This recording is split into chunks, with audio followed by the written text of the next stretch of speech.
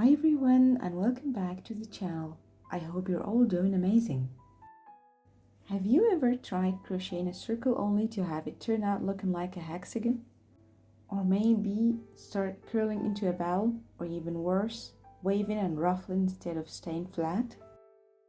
Well, in today's video, we're putting an end to those problems for good. We're going to learn exactly how to crochet a perfectly flat circle step by step, no matter the size. Then, we'll put those skills to use with a super cute and practical project. Let's jump right in.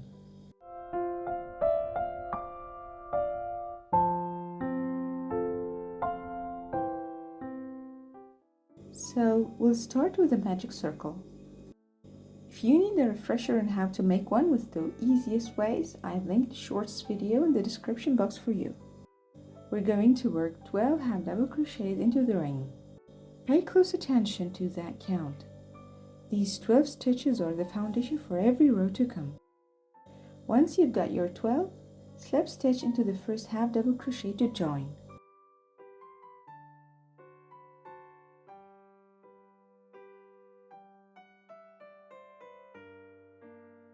Row 2 is all about doubling up. We'll do an increase 2 half double crochets in every single stitch. By the end, you should have exactly 24 stitches. Let's see how that looks.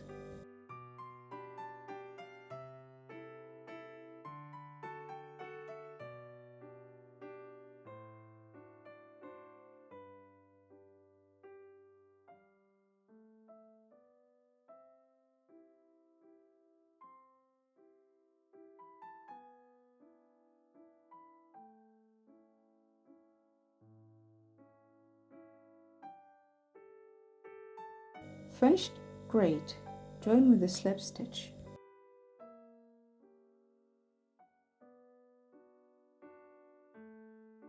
For row 3, we'll start spacing things out. We're doing a pattern of 1 half double crochet, 1 increase all the way around. That means 1 stitch in the first, 2 in the next.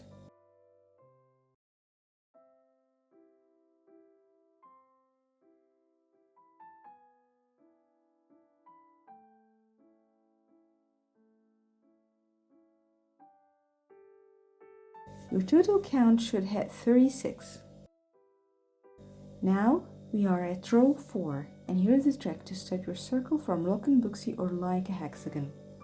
Normally, the pattern is 2 single stitches, 1 increase. But if we do that, the increase will stack directly on top of the ones from the previous row, and that's exactly what creates those corners. To avoid this, we're going to be smart about it. We'll start with just 1 single stitch, then an increase.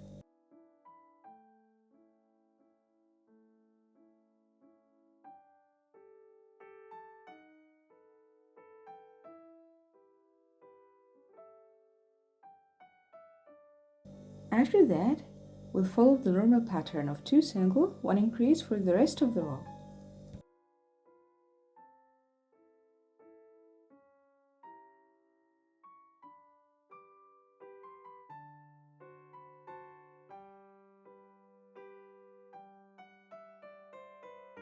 You'll have 1 single stitch left over at the end to finish the set.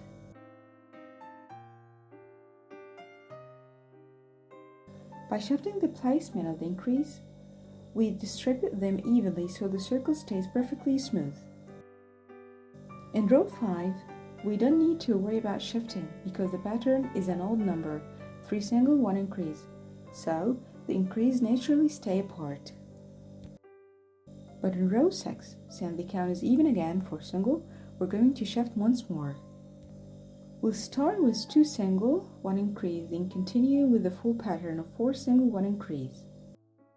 This ensures our circle keeps its flowy, round shape. Keep increasing with this technique until you reach your desired diameter. If you ever notice your work starting to ripple or wave, it means you have too many stitches.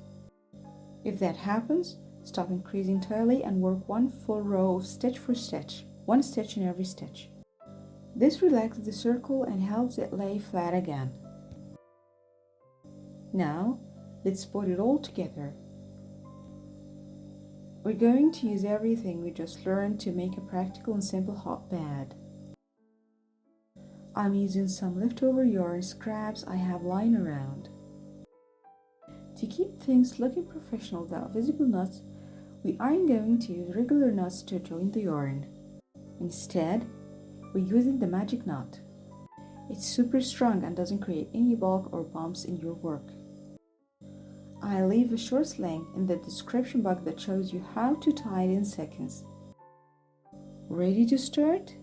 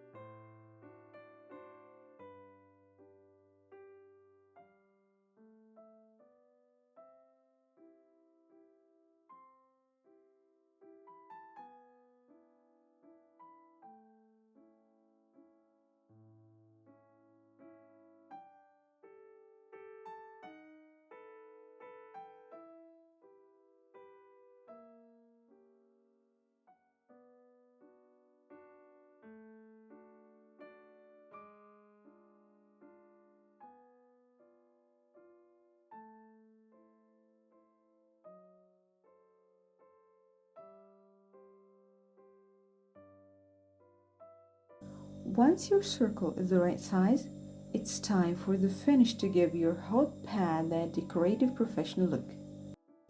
We're going to add a delicate border using the picot stitch. This is one of the prettiest stitches for edging because it creates tiny little points that make the circle look much more intricate. Let's see how it's done. Start with a single crochet where you want to begin the border. Chain 3. Now, to close the picot, insert your hook into the front loop and the side leg of the single crochet you just made.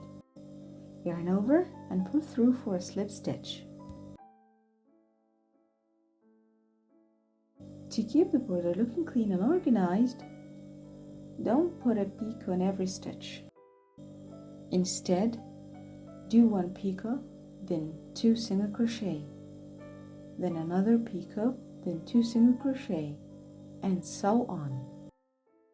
This spacing makes the points pop and keeps them perfectly synced the curve of the circle.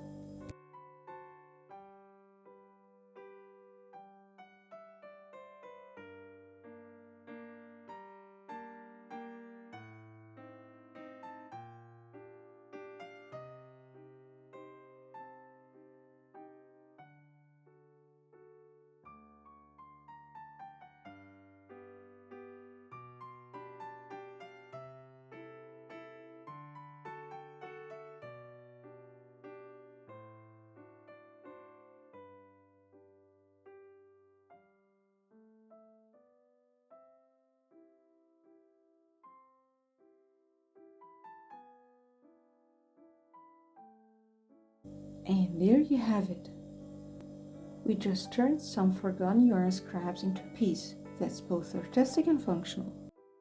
We learned how to master the round shape, how to join yarn like a pro to play with colors, and finished it off with that lovely picot touch. I hope this piece makes a wonderful addition to your kitchen. If you have any questions at all, drop them in the comments below. If you enjoyed this video, don't forget to like, share and subscribe if you haven't already. I'll see you in the next project. Bye!